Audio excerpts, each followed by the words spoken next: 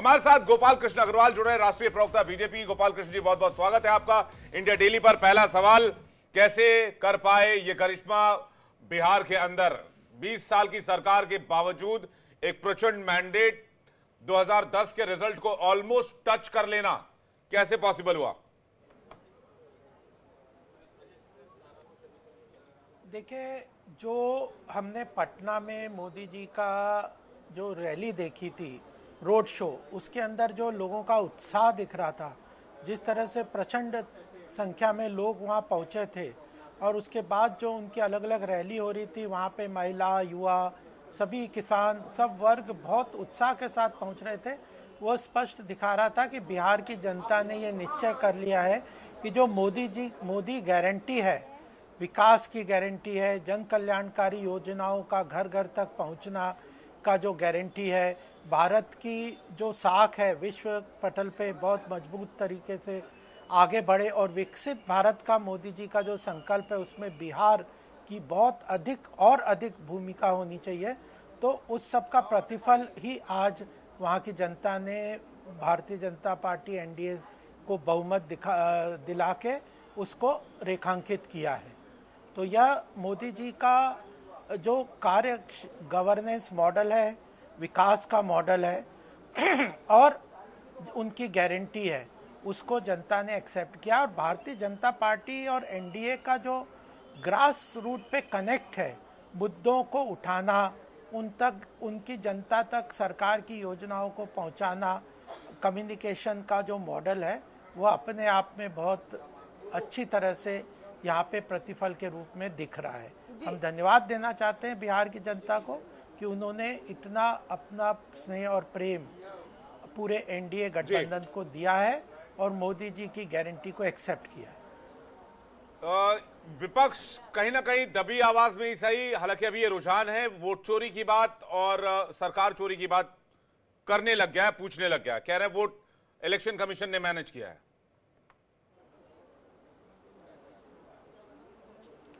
देखिए, विपक्ष तो ये कह रहा है वो केवल अपने लीडरशिप की अकाउंटेबिलिटी को ख़त्म करने के लिए ये बातें कर रहे हैं। कहीं उन्हें ईवीएम के कारण हार दिख रही है, इस बार नया उन्होंने हार का मुद्दा अपने आप में एसआईआर के रूप में बनाने का प्रयास किया, लेकिन जनता इस चीज़ को एक्सेप्ट नहीं कर रही ना। वो प्रजातंत्र को गालियां दे रहे हैं और फिर अपने परिवारवाद की राजनीति को बढ़ावा देने का प्रयास कर रहे हैं। तो यह अपने आप में बड़ा ही दुखपूर्ण व्यवहार है, जो कि हमें लगता है कि जनता ने उसको स्वीकार नहीं किया जी। एक आखिरी सवाल, क्या एक सीएम दो डिप्टी सीएम के फॉर्मूले पर ही रहेंगे गोपाल कृष्ण जी? यह तो नेतृत्व तय करेगा कि किस तरीके से आगे जाना है, वहाँ के एमएलए भी तय करेंगे, पार्टी ऑब्जर्वर्स मिलके बैठ के तय करेंगे कि किस फॉर्मूले में जाना है। लेकिन जीत के सभी तरह के आयाम जो हैं, उनके मुद्दे, उनका किसको ज़्यादा समर्थन है, इन सब का अपने आप में इनकॉर्पोरेट करके ही डिसीजन होता है। बट यह स्पष्ट है कि मोदी जी का विजन और मोदी जी का नेतृत्व, उसके अंतर्गत ही पूरा इलेक्शन बिहार का लड़ा गया और उसी मुद्दे पे हम आगे बढ़ेंगे। बहुत बहुत शुक्रिया गोपाल कृष्ण जी हमारे साथ यहाँ पर जुड़ने के लिए और ये तमाम बातचीत यहाँ पर करने के लिए। इसी के साथ क्या कुछ रिएक्शंस आ रहे हैं वो सुना देते हैं। वादा पर विश्वास नहीं करती है। अब कोई बोल दे कि हम सब घर में एक एक आदमी को नौकरी दे देंगे, तो जनता समझ गई कि ये बहुत बड़ा झूठ और अफवाह है। तो अपना क्रेडिबिलिटी विपक्ष ने खुद गिराने का काम किया अंतिम समय में, और जनता ने ये समझ लिया कि मरता क्या नहीं करता, वही हालात विपक्ष का हो गया है। और अब कल से तो खिसियाई बिल्ली खंभा नोचे वाला हाल हो गया है। जिस तरह का रिस्पांस था तो हम लोग को लग ही रहा था कि पूरा बिहार का लोग फिर से चाहता है एनडीए सरकार बने, नीतीश जी मुख्यमंत्री बने, ये तो आ ही रहा था। लेकिन अब लोग जिस तरह का बात इसी भाषा के खिलाफ लोग रहे हैं, उनको पता नहीं है जिस तरह की भाषा वो बोल रहे थे कि क्या नेपाल बन जाएगा भाई। यहाँ पर अगर किसी को ग्रीवांस है तो अपेक्षा भी नीतीश कुमार से ही है। तो देखिए विवेक, यहाँ पर दिलीप जायसवाल और साथ ही जो जेडीयू के नेता है वो भी ये कहते हुए दिखाई दे रहे थे कि ये चीजें तो दिख ही रही थी, संकेत मिल ही रहे थे कि बीजेपी एनडीए की सरकार यहाँ पर बनेगी, लेकिन जो दबे आवाज से चीजें आ रही थी थोड़ी, लेकिन उन सबको लेकर के यहाँ पर तस्वीर अब क्लियर हो गई है। और उन्होंने कहा जिस तरह के शब्द यहाँ पर आरजेडी की तरफ से बोले गए या महागठबंधन की तरफ से बोले गए, वो कहीं ना कहीं जनता ने उस चीज को नकार दिया है। हमने देखा किस तरह से जो है नारे लग रहे थे या फिर कट्टे की बात चल रही थी, ये तमाम चीजें ऐसी रही थी जो कहीं ना कहीं जो है वो नेगेटिव जो है वो चली गई है। यहाँ पर इन सब के बीच में हमारे साथ कई सारे मेहमान जो है वो लगातार जुड़े हुए हैं। स्टूडियो में हमारे साथ यश अवस्थी जो है वो जुड़े हुए हैं, और वहीं हम सीधे यहाँ से न्यूज रूम का रुख कर लेते हैं। नैना हमारे साथ जुड़ चुकी है जो आंकड़े बताएंगी अभी। नैना जी बहुत बहुत शुक्रिया किरण। लेकिन जो मैं अपने दर्शकों को बता दूं, ये कुछ ग्राफिक्स के साथ में खासतौर से 243 सीटों की अगर बात करें जिस पर चुनाव हुआ, और अब उन पर सब लगभग सभी सीटों पर रुझान आना जो है वो शुरू हुए, और अब वो स्थिति स्पष्ट होती हुई नजर आती है। जल्दी से मैं बता देती हूँ जो रुझान अभी तक आए हैं। अभी के वक्त तक बीजेपी सबसे बड़ी पार्टी इस दौरान नजर आ रही है बिहार में 85 सीटों के साथ में बढ़त बनाते हुए, वहीं जेडीयू 77 सीटों के साथ में बढ़त बनाए हुए। अगर आरजेडी की बात करें तो आरजेडी 35 सीटों के साथ में बढ़त बनाए हुए है, और कांग्रेस यहां पर 6 सीटों पर आगे बढ़ती हुई नजर आती है, और अन्य के खाते में 40 सीटें जाती हुई नजर आती हैं। देखिए इस बार का चुनाव कई मायनों में बहुत ज्यादा महत्वपूर्ण रहा है। कई दिग्गजों की साख दांव पर रखी है, और ये ऐसा लगता है कि कई दिग्गजों की साख बढ़ेगी और कम होती हुई भी नजर आती है। वीआईपी चेहरों की अगर बात की जाए तो वीआईपी चेहरों में चाहे बात सम्राट चौधरी हो, चाहे बात तेजस्वी यादव हो, तेज प्रताप यादव हो, ये वो बड़े ऐसे चेहरे हैं कहीं ना कहीं जिनको लेकर लगातार अलग अलग हलचल जो है वो नजर आ रही है। राघोपुर सीट से जहां से तेजस्वी यादव आते हैं वहां पर भी कांटे की टक्कर है। अब ये कहा जाए कि वो जो मार्जिन बार बार कम आगे पीछे हो रहा है, वो भी मात्र 100 या 200 सीटों वोट्स के साथ में आगे पीछे होता हुआ नजर आता है। कुल मिलाकर ये कहा जाए कि विवेक और किरण, ये पूरा आंकड़ा जो बदल भी रहा है, अब देखने वाली बात है कि ये एक अलग रूप में जैसे जैसे रुझान आगे बढ़ेंगे ये निर्णायक और बदलती हुई तस्वीर को जरूर दर्शाते हैं। विवेक, ओवर टू यू। शुक्रिया रैना यहाँ पर ये तस्वीर दिखाने के लिए। लेकिन क्या विवेक, देखिए 40 अदर्स कोई खेल खेल सकते हैं, लेकिन ज्यादातर देखा गया अदर्स या निर्दलीय जब भी होते हैं वो मोस्टली जाते हैं जो सत्ता पर काबिज होने वाली पार्टी है उनके साथ में। जितेंद्र जी भी हमारे साथ लगातार जुड़े हुए हैं, कांग्रेस के नेता हैं वो जुड़े हैं, वहीं अवधेश जी भी हमारे साथ जुड़े हुए हैं। जितेंद्र जी आपके पास आएंगे, मेरा सवाल रह गया था आपसे, क्योंकि आप लोगों ने एटम बम भी फोड़ा, राहुल गांधी ने उसके बाद हाइड्रोजन बम भी फोड़ा, क्या लगा कि इन सब बम को फोड़ने के बाद भी जो स्थिति है वो साफ नहीं हुई? एसआई को लेकर के सुप्रीम कोर्ट भी गए, कुछ आपके पक्ष में चीजें भी आई, तो क्या अब ये पूरे हाइड्रोजन और एटम बम को सुप्रीम कोर्ट के सामने में एक सबूत के तौर पर रखना चाहिए था? इसमें चूक गए, अगर ये कर देते तो शायद आज बिहार का रिजल्ट कुछ और होता। सवाल मुझसे? जी सर। ये सवाल मुझसे है क्या? आपसे है सर जितेंद्र जी। नहीं, देखिए ऐसा है ना कि अभी हमने भारतीय जनता पार्टी के पार्टी के सांसद मनोज तिवारी जी का बयान सुना। वो बहुत लोगों की जिंदाबाद कर रहे थे, तो हम तो उन्हें साफ शब्दों में कहते हैं कि आप सीधे शब्दों में क्यों नहीं कह देते हैं चुनाव आयोग जिंदाबाद? अगर चुनाव आयोग जिंदाबाद कह दीजिए सारे मैटर क्लोज हो जाएंगे।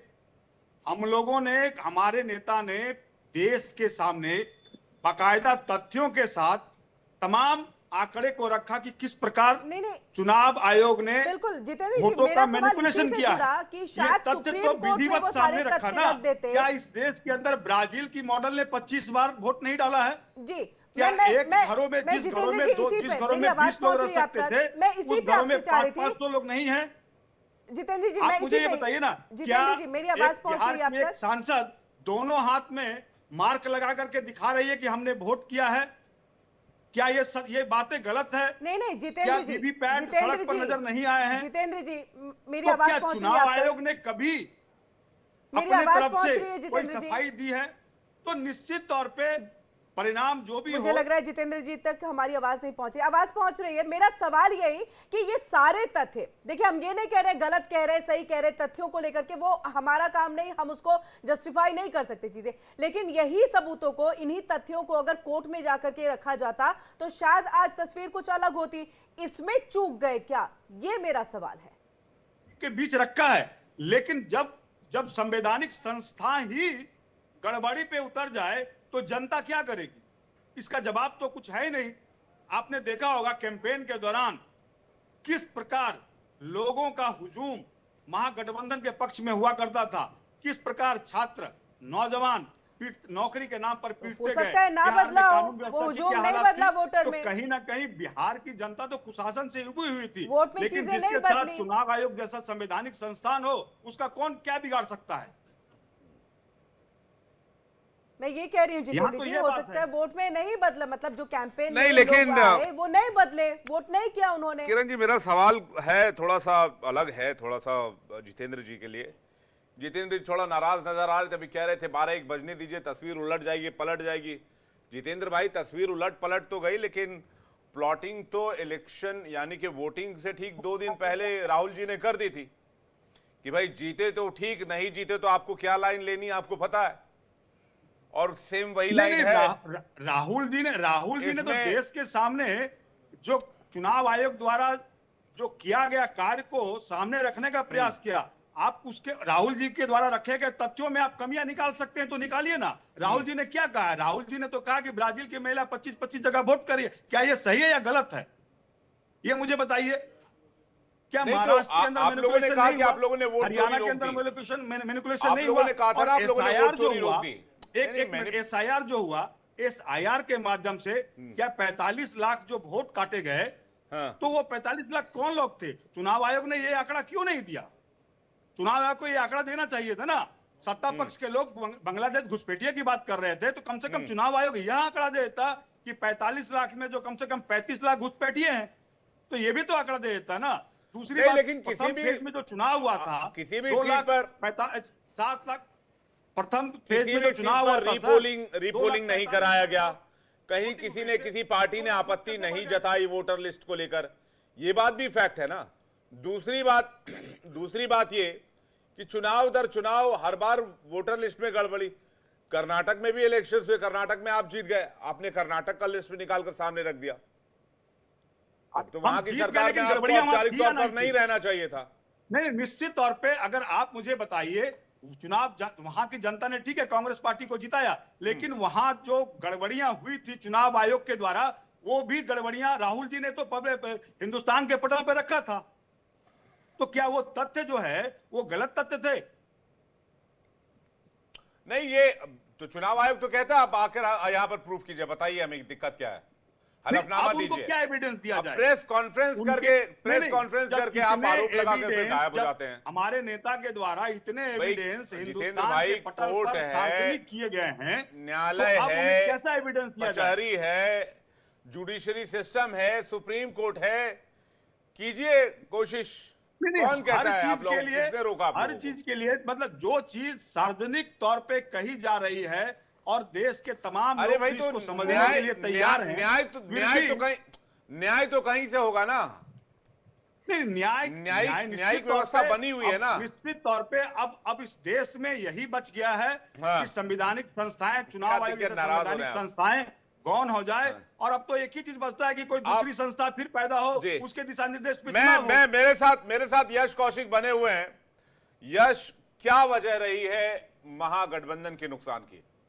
स्पेशली कांग्रेस जिस तरह से हाशिए पर जाती हुई नजर आ रही है, 6 सीटों पर लीड कर रही है इस वक्त कांग्रेस, 61 सीटों पर चुनाव लड़ा गया था, लेकिन नंबर्स हाथ नहीं लग रहे हैं। जी बिल्कुल, ये सवाल मुझसे है ना विवेक सर? बिल्कुल बिल्कुल जी, तो यहाँ पर जैसे कि विवेक सर ने भी अभी बताया कि कांग्रेस को जो है 6 सीटें मिल रही हैं, हमको 7 से 12 का हमारी टीम का अनुमान था, लेकिन एक बहुत विशेष बात है कि 61 सीटों पे लड़ने के बाद जब आपको 6 या 7 सीटें प्राप्त हो रही हैं, तो इसका मतलब आप 55 सीटों पर नहीं जीत रहे हैं, जहां पर अगर आरजेडी के कैंडिडेट्स उतरते तो वो वोट हासिल करते और शायद कुछ सीटों को हासिल भी कर सकते थे। तो यहाँ पर एनडीए के साथ ये फैक्टर जुड़ा हुआ है कि उनकी जो सहयोगी पार्टियां हैं, उनका जो ग्रास रूट लेवल पे सपोर्ट है वो आरजेडी की सहयोगी पार्टियों की अपेक्षा ज्यादा है।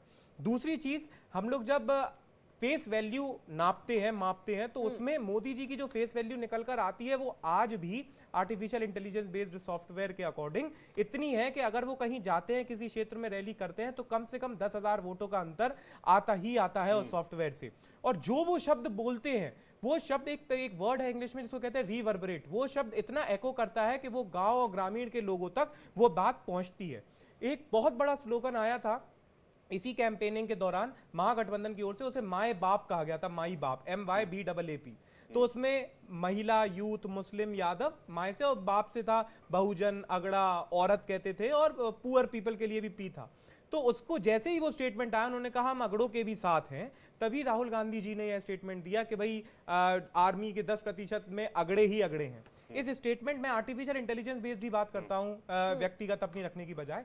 AI के अकॉर्डिंग अगर ये स्टेटमेंट ये नहीं, अवस्थी जी सीधे उस पर आइए, पॉइंट पर बताइए, नुकसान कैसे हो गया? नुकसान ऐसे हो गया कि आपने हर जगह डायरेक्शंस पे एम साधा, किसी एक डायरेक्शन पे साधने की बजाय आप अगड़ों पे गए तो किसी ने अगड़ों के अगेंस्ट कमेंट कर दिया। आप बहुजन पे गए तो कोई कह रहा था कि हम अगड़ों की पार्टी हैं। आप जिस सीट पर एक बंटवारों में भी संतुलन नहीं रहा। बंटवारों में मुझे संतुलन लग रहा है ना विवेक कि मुस्लिम वोटर्स ने भी कहीं ना कहीं धोखा जरूर दिया है यहाँ पर। बाइफर्केशन हुआ होगा, जी, बटा होगा, क्योंकि MIM भी थी, BSP भी थी, कांग्रेस भी थी, और कुछ एक ऐसी सीटें भी थी, 7-8 सीटें जिसमें कांग्रेस RJD दोनों आमने सामने हो गए। चंद्रशेखर आजाद जी की भी पार्टी थी, आजाद समाज पार्टी। बिल्कुल। VD शर्मा जी बीजेपी के नेता हैं, उनसे बातचीत की हमारी सहयोगी मुक्ता पाठक ने, आपको सुनवाते हैं।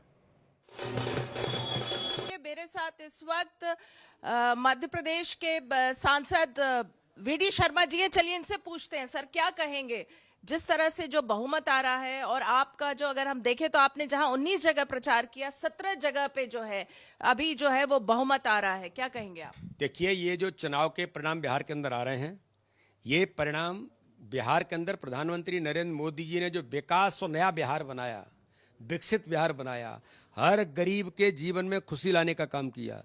माननीय प्रधानमंत्री मोदी जी और NDA की नीतीश कुमार जी के नेतृत्व में जो हुआ, तो जनता ने विकास और गरीब कल्याण पर इस चुनाव में सील लगाई है। झूठ, छल कपट की राजनीति, तुष्टीकरण की राजनीति करने वालों को जवाब दे दिया है। और इस बार ये कह दिया बिहार की जनता ने कि जंगल राज वालों के जड़ों में मट्ठा डालने का काम कर दिया है कि तेजस्वी यादव भी चुनाव हार गए। और जिस तरह से जो अगर हम आपके अपोजिशन में देखें तो आप उनको अब कैसे, उनका अब जो शुरू हो जाएगा पूरे आपके जो आप लोगों का गठबंधन, उस पर जो है आरोप लगना तय हो जाएगा, SIR की बात होगी, वोट चोरी की बात होगी। ये 24 घंटे झूठ बोलते हैं, झूठ की राजनीति करते हैं, पर देश के अंदर अब झूठ की राजनीति का परसेप्शन नहीं चलेगा, छल कपट की राजनीति का परसेप्शन नहीं चलेगा। विकास की राजनीति पर जनता आशीर्वाद दे रही है, ये प्रचंड बहुमत ये साबित करता है। क्या मुद्दा रहा है जिसके कारण इस तरह का जो है हम कह सकते हैं क्लीन स्वीप? बदलता बिहार, विकसित बिहार, सुरक्षित बिहार और विकास की राजनीति पर जनता ने वोट किया। डेवलपमेंट इश्यूज है। और चलिए अब यहाँ पर सुनाते हैं, हमारी सहयोगी दृष्टि गुप्ता ने प्रेम शुक्ला जी से खास बातचीत की है, सुनिए।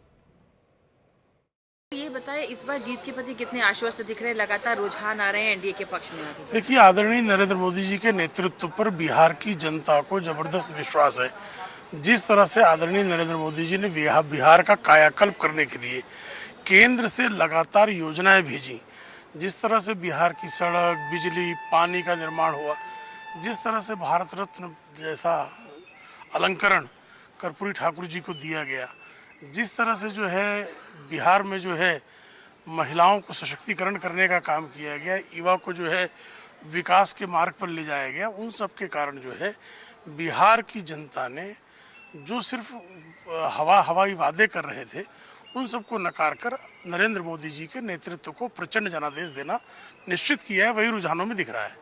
जो इस बार महिलाओं को लेकर की सहूलियतें दी गई हैं, क्या लग रहा है जो रिकॉर्ड तोड़ वोटिंग हुई है उसमें महिलाओं की भी भागीदारी? देखिए, आदरणीय नरेंद्र मोदी जी का 2002 के चुनाव गुजरात से लेकर 2025 के बिहार चुनाव तक हमेशा जो है नारी शक्ति उनका साथ देती है, क्योंकि नारी के सर्वांगीण विकास के लिए हमेशा मोदी जी नीतियाँ लाते हैं, उसको क्रियान्वित करते हैं। सर, इस बार जो कांग्रेस पहले कह रही थी कि सही से वोटिंग होनी चाहिए और काउंटिंग होनी चाहिए, इस पर वो कह रही है कि अब लगातार ये आगे बढ़ते जा रहे हैं और SIR का दुरुपयोग कर रहे हैं। SIR का दुरुपयोग कहाँ हुआ? उनसे तो सुप्रीम कोर्ट में बारंबार पूछा कि एक फर्जी वोटर ला के दिखा दीजिए, एक जिसका गलत नाम कटा हो ला कर दिखा दीजिए, तो उनके पास तो कुछ है ही नहीं। तो बीजेपी के नेता लगातार ये दावा कर रहे हैं कि जीत जो है उनके पहले से तय थी, क्योंकि उन्होंने ग्राउंड पर काम किया, विकास किया, और कहीं ना कहीं विपक्ष बिखरा हुआ नजर आया। जो बड़े फैक्टर्स थे वो ये कि 10,000 रुपये जो ट्रांसफर किए गए DBT योजना के तहत महिलाओं को बिहार में, उसने अपना कमाल दिखाया। इसका हमने आपको एक सर्वे भी दिखाया था, एक एग्जिट पोल में एक सवाल भी दिखाया था जिसका इम्पैक्ट बहुत ज़्यादा हुआ है। जंगल राज 2.0 को एक नैरेटिव बनाया गया और उस नैरेटिव को बीजेपी के तमाम नेताओं ने ग्राउंड पर बहुत अच्छी तरीके से पेनिट्रेट किया। जानकारों का मानना है कि लोगों के अंदर कहीं ना कहीं ये डर जागा कि जंगल राज फिर से आ सकता है, बिहार में हालात खराब हो सकते हैं, इसलिए बढ़ चढ़कर वोटिंग हुई। यश का एक रिएक्शन चाहेंगे इस पर। ओवरऑल जो 5 बड़े फैक्टर्स थे जो जिन्होंने काम किया, यश मुझे लगता है कि आप उस पर जवाब देंगे। जी तो विवेक सर जैसा बता रहे थे, 10,000 की मदद हम लोगों ने बताया था, 70% महिलाएं यही सोच के वोट दे रही हैं। अन्य जो मुद्दे थे जो हम लोगों ने क्वेश्चन एयर में लिए थे परसेप्शन के अकॉर्डिंग, वो था SIR, भ्रष्टाचार, कानून व्यवस्था, पलायन, फ्री की योजना और सरकार के काम। तो उसमें जो सबसे ज्यादा 2 फैक्टर काम कर रहे थे वो थे कानून व्यवस्था और फ्री की योजना भी। इसके साथ साथ सरकार का काम तो था लेकिन वो उतना इम्पैक्ट नहीं डाल पाया जितना फ्री की योजना और कानून व्यवस्था ने डाल दिया। सबसे महत्वपूर्ण चीज यह थी कि भाषण जब भी दिए जाते हैं तो वो भाषण आपके मेंटल लैंडस्केप पे कितना इम्पैक्ट डाल रहे हैं। कुछ चीजें जब हमने शब्द निकाले थे, जैसे कि अभी सर बता रहे थे जंगल राज 2.0, वैसे ही एक जो दूसरी चीज चली आ रही थी वो थी कि विरासत की राजनीति। वह विरासत की राजनीति भी इम्पैक्ट डालती है और कुछ बहुत छोटी छोटी चीजें होती हैं जो बहुत बड़ा अंतर क्रिएट करती है। बिल्कुल, पीसीआर से कहूंगा थोड़ा सा वो एम्बियंस भी रखे फील्ड का, जो ढोल नगाड़े की आवाज आ रही है। रेखा गुप्ता जी कुछ कह रही, सुनते हैं। के नेतृत्व में, नीतीश कुमार जी के नेतृत्व में बिहार जिस तरीके से प्रगति की राह पे चला था, वो आगे वो रास्ता और प्रशस्त होने वाला है। बिहार की जीत सच में विकास में विश्वास की जीत है और आप सबको ढेर सारी बधाई, दिल्ली को भी, बिहार को भी। और ये देखिए बीजेपी कार्यालय में किस तरह से धूम है। महिलाएं जो है जिनके थ्रू देखिए यहाँ पर किस तरह से इस पूरी बड़ी जीत को एनडीए ने अपने खाते में ले गए। और वहीं पर देखिए कि ये तस्वीरें सामने आ रही थी, यहाँ पर महिलाएं जो है एक दूसरे को रंग लगा करके, गुलाल लगा करके जो है वो यहाँ पर जीत का जश्न मनाते हुए। यश अपनी बात को कंटिन्यू कर रहे थे, यश अपनी बात को कंटिन्यू करेगा, लेकिन शराबबंदी का भी जिक्र करिएगा जिसके बदौलत ही सत्ता पर काबिज हुए थे नीतीश कुमार। अभी कितना असर है? जी, तो शराबबंदी का असर अभी भी है। महिलाएं जब वोट देती हैं तो वो शराबबंदी पर 10% के आसपास सोच रही थी वोट देते वक्त, लेकिन जो अन्य चीजें जो एकदम से 1 महीने पूर्व उत्पन्न हुई, जिसमें 75 लाख महिलाओं के अकाउंट में सीधा 10,000 पहुंचना है, वो उसका इम्पैक्ट ज्यादा रहा और वो तुरंत प्रभाव डाला। शराबबंदी का प्रभाव ऐसा था कि बिहार में जो हम लोग AI बेस्ड बता रहे थे, महिलाओं को यह तो था कि हाँ भाई हो सकता है कहीं से ये इलीगली शराब की वसूली हो जाए, शराब ले ले, लेकिन जो नीतीश जी आए हैं, जो सुशासन बाबू के नाम से जो इमेज बनी हुई है, वो कम से कम शराब को रोक रही है। इसका इम्पैक्ट पड़ा। जब मैं ये वायरल वीडियोस की भी बात करता हूं, आपने कभी गौर किया हो जब इलेक्शन आता है 1 महीने पहले हर जगह सोशल मीडिया पे कोई 10 साल पुरानी वीडियो, 15 साल पुरानी वीडियो चलने लगती है और वो एकदम से ट्रैक्शन गेन करने लगती है। तो उन्हीं वीडियोस में लालू जी की जी विवेक सर, आरजेडी 31 सीट पर इसको थोड़ा सा मतलब इसका हजम कर पाना, इसका मेजर इम्पैक्ट जो है वो लालू जी की उन वायरल वीडियोस का भी है जो पिछले 25 दिनों से लगातार सोशल मीडिया पर आ रही थी, जिसमें वो अपने अलग ही व्यंग अंदाज में करते रहते थे, लेकिन उसका जो भय था वो लगा। दूसरी चीज यह थी कि जैसे कुछ वीडियोस होती है जो बहुत देखी जाती है टीवी पर भी, सोशल मीडिया मतलब पर भी। आरजेडी का वो 20 साल का कामकाज अभी तक आरजेडी को हॉन्ट कर रहा है। बिल्कुल हॉन्ट कर रहा है। और कुछ चीजें जैसे तेजस्वी यादव जी का एक वीडियो में एक स्पीच पे पेन फेंकना भी रहा कि वो पेन डिस्ट्रीब्यूट कर रहे थे, फिर उसको तेज प्रताप जी और प्रशांत किशोर जी का बताना रहा कि देखिए सरस्वती मैया का अपमान है, ये क्या काम करेंगे। बिल्कुल, और नहीं अब भूलने भी तो नहीं दिया गया ना। छठ वाला भी एक फैक्टर रहा, अभी जॉब को लेकर के जमीन देकर छठ पूजा का एक बड़ा फैक्टर रहा।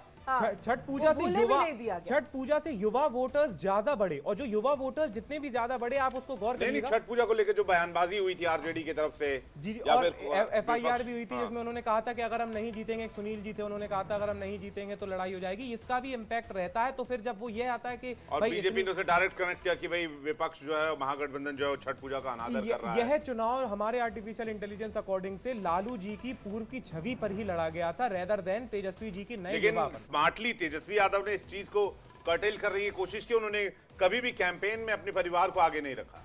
ना लालू जी को उन्होंने कभी चुनाव प्रचार में उतारा, ना राबड़ी जी को अभी सामने आने दिया। मैनिफेस्टो में भी उनकी तस्वीर बहुत छोटे छोटे डॉट्स में लगाई, जिससे कि वो तस्वीर दिख भी नहीं पा रही थी।